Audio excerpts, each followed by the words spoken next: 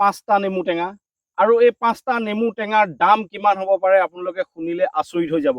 এই 5টা নেমু টেঙাৰ দাম 2000 টকা, মানে এটা নেমু টেঙাৰ দাম 400 টকা। গতিকে আপোনালোকক আজি এনেকুৱা এটা কাহিনী ক'বলৈ গৈ আছো যিটো কাহিনী শুনিলে প্ৰত্যেকজন কৃষক শিহৰিত হৈ উঠিব। পদুম পথাৰ এগ্ৰ অৰ্গেনিক প্ৰডিউচাৰ কোম্পানী লিমিটেডৰ এয়া আছে অধ্যক্ষ অঞ্জল লিম্বুদা। নমস্কাৰ। আৰু আমি আছো এতিয়া এখন নেমু টেঙাৰ উপত্যকাত, আৰু শ শ বিঘা মাটিত কেৱল ইয়াত আছে নেমু টেঙা আৰু নেমু টেঙা। আৰু ইয়াৰ জৰিয়তে কিমান টকা উৎপাদন হৈছে আপোনালোকে শুনি আচৰিত হৈ যাব। আৰু মই প্ৰথমে কৈছিলো যে 5টা নেমু টেঙাত এখেতলোকে লাভ কৰিবলৈ সক্ষম হৈছে 2000 টকা। অঞ্জল দা, এইটো শুনিলেতো আচৰিত হৈ যাব মানুহ। হয়, কওকচোন কাহিনীটো কেনেকুৱা আচলতে নেমু টেঙা? একচুৱেলি আমাৰ যিটো কাজি নেমুৰ এতিয়া কেৱল অসমত নহয়, ভাৰতবৰ্ষত মানে বজাৰ আছে আৰু ইণ্টাৰনেশ্যনেল লেভেলতো ইয়াৰ মাৰ্কেট আছে। মানে নেমু টেঙা এতিয়া চিডলেছ যিটো কাজি নেমুৰ মানে দেশ বিদেশত ৰপ্তানি হৈ আছে। এতিয়া আমি ধৰক আপোনাৰ ডুবাইলৈ পঠিয়ালো, অসমৰ পৰা চিৰাঙৰ পৰাও ডুবাই, আমণ্ড আৰু মানে বিভিন্ন মানে গল্ফ কাণ্ট্ৰিত মানে বিক্ৰী হৈ আছে, এক্সপৰ্ট হৈ আছে। গতিকে চিডলেছ এই নেমু টেঙাটো আমি যেতিয়া লাষ্ট 2025-ত আমি অসমৰ পৰা আমাৰ মানে ইণ্টাৰনেশ্যনেল এক্সপো জাৰ্মানীত আমি তাত পাৰ্টিচিপেট কৰিছিলো। তাত পাৰ্টিচিপেট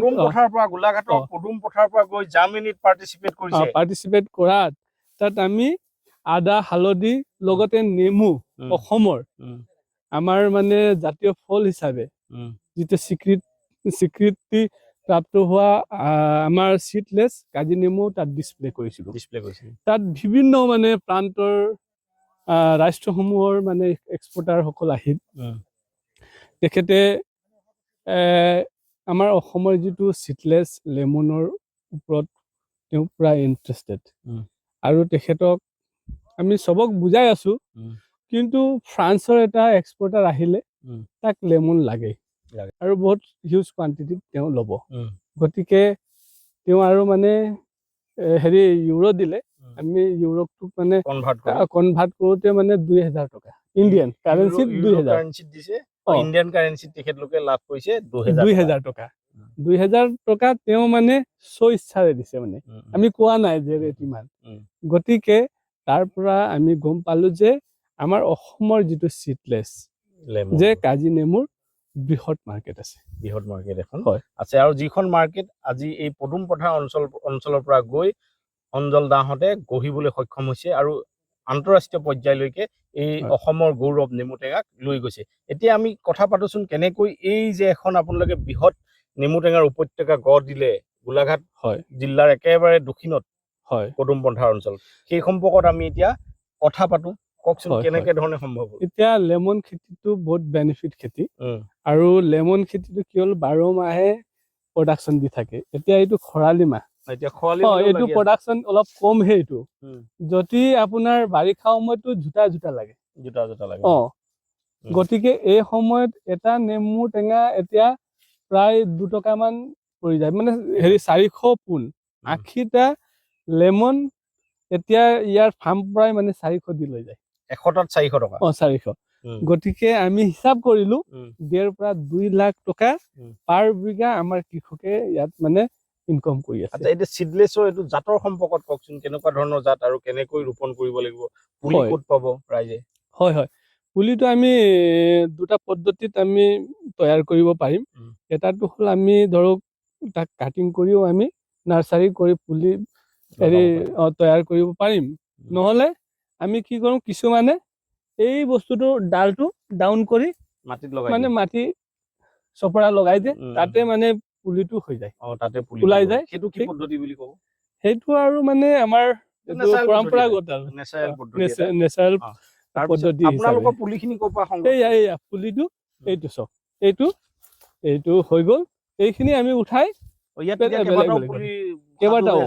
কেইবাটাও পুলি আছে নহয়, এইখিনি আমি উঠাই বেলেগ জেগাত ৰাখি দিওঁ, বাছ নিজৰ কাৰণে যদি নিজৰ কাৰণে। বেলেগে অৰ্ডাৰ দি দিয়ে সেইখিনি কাটিং কৰি নাৰ্চাৰী কৰি দিওঁ। এতিয়া আপোনালোকৰ কিমান বিঘা আছে এতিয়া নেমু টেঙা? ইয়াততো পদুম পথাৰ গোটেই অঞ্চল বুলি ক'লেতো শ হেক্টৰ হিচাপে হৈ যাব। শ হেক্টৰ। কিন্তু আপোনালোকৰ গতিকে প্ৰডিউচাৰ কোম্পানী প্ৰডিউচাৰ কোম্পানী আমাৰ গোটেই মানে ফাৰ্মাৰ্চৰ এই পদুম পথাৰ যিটো মানে লোকেশ্যনত চবৰ মানে প্ৰতিটো মানে কৃষকৰ লেমন খেতি আছে। লেমন খেতি আছে 2 বিঘা 3 বিঘা হা কম হলেও কিছুমানৰটো এইটো যে এইটো বাৰী হ'ল মোৰ ভাইটিৰ তেওঁ 10 বিঘা আছে লেমন 10 বিঘা আৰু লেমনটো হ'ল মেইন তেওঁৰ মানে মানে ইনকম আৰু ল'ৰা তেখেতে মানে 2টা হোষ্টেলত ধুনীয়াকে পঢ়াই আছে তো লেমনৰ পৰা যথেষ্ট তেওঁ পইচা আপোনালোকৰ যিটো প্ৰডিউচাৰ কোম্পানী আছে লেমনৰ জৰিয়তে কিমান টকা বছৰি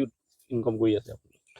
তেনেকাটো আমি কাউন্ট কৰা নাই কিন্তু মানে আমি এনেই হেৰি এপ্ৰক্স আমি ক'ব হলে তো মানে আমাৰ 50,000 মেট্ৰিক টন 50,000 মেট্ৰিক টন নেমু উৎপাদন হৈছে। হয় কিন্তু বাৰিষা সময়ত ইয়াৰ ৰেটটো অলপ কম হয়, কমি যায়।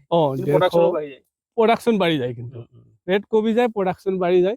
50,000 মেট্ৰিক টন নেমু টেঙা ইয়াৰ পৰা উৎপাদন হয়। অঞ্জল দাহঁতে এই কামটো সম্ভৱ কৰি তুলিছে আৰু অসমৰ লগতে ভাৰতবৰ্ষৰ লগতে বিশ্বৰ বিভিন্ন প্ৰান্তৰলৈ এই অসমৰ গৌৰৱ নেমু টেঙাক তেখেতলোকে লৈ যাবলৈ সক্ষম হৈছে। আৰু আপোনালোকে অনুমান কৰক যে 50,000 মেট্ৰিক টন নেমু টেঙাত কিমান টকা পাব প্ৰত্যেক বছৰে আপোনালোকে অনুমান কৰক। আপোনালোকে জানে নেমু টেঙাৰ কিমান উপকাৰিতা আছে সেই সম্পৰ্কতটো জানেই, কিন্তু নেমু টেঙাৰ খেতিৰ জৰিয়তে কিমান লাভৱান হ'ব পাৰি আৰু কিমান লোক স্বাৱলম্বী হ'ব পাৰি সেই কথাটোকে আজি প্ৰমাণ কৰি দিছে আমাৰ অঞ্জল দাহঁতে। আচ্ছা অঞ্জল দা, এতিয়াতো আপুনি ক'লে যে নেমু টেঙাৰ খেতি বহুত সম্ভাৱনীয়তা আছে, ইতিমধ্যে আন্তঃৰাষ্ট্ৰীয় পৰ্যায়তো অসমৰ নেমু টেঙা প্ৰতিষ্ঠা হৈছে। এই সম্পৰ্কত আপুনি শেষত কৃষকক কি ক'ব? মই সমূহ কৃষকসকলক এইটোৱে অনুৰোধ কৰিব বিচাৰিছোঁ যে আমি অন্যান্য খেতিৰ লগতে লেমন খেতিও কৰিব লাগে আৰু নেমু খেতি এটা বেনিফিট খেতি। যদি আমি ইয়াতো আমি দেখিব পাইছোঁ কেৱল নেমু খেতি গতি তেনেকা কেৱল লেমন খেতি নহয়, আপোনালোকে ইয়াক বাফাৰজন হিচাপেও আপুনি খেতি কৰিব পাৰে।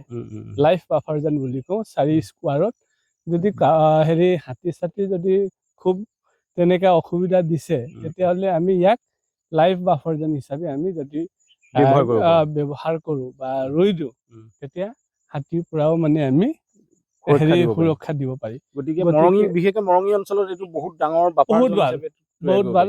আমাৰ দীপক বৰা ডাঙৰীয়াসকলে সেইখিনি পদক্ষেপ লৈছে, ইয়াৰ পৰাই তেখেতসকলে প্লানটো লৈ গৈছে। গতিকে তাত এইটো লাইফ বাফাৰজন হিচাপে দি আৰু মাজত তেখেতসকলে শ বিঘা খেতি কৰাৰ পৰিকল্পনা লৈছে। বায়'ফেন্সিং হয়, বায়'ফেন্সিং হিচাপে। হয়, ধন্যবাদ জ্ঞাপন কৰিলোঁ অঞ্জল দাক। আমি আকৌ আহিম আৰু মই ভাবোঁ যে এই ভিডিঅ' কেইটা চাই আপোনালোক উপকৃত হৈছে।